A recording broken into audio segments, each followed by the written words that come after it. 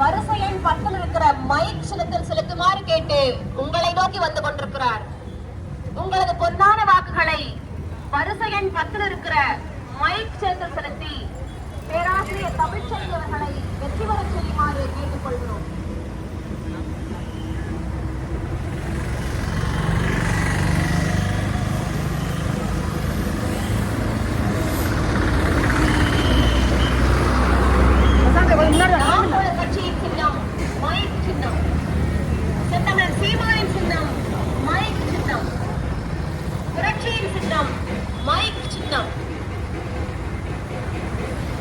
எழுச்சியின் சின்னம் மைக் சின்னம். உண்மைக்கு, நேர்மைக்கு, வளமைக்கு, செழுமைக்கு நீங்கள் வாக்களிக்க வேண்டிய சின்னம் வரிசை எண் 10 இருக்கிற மைக் சின்னம்.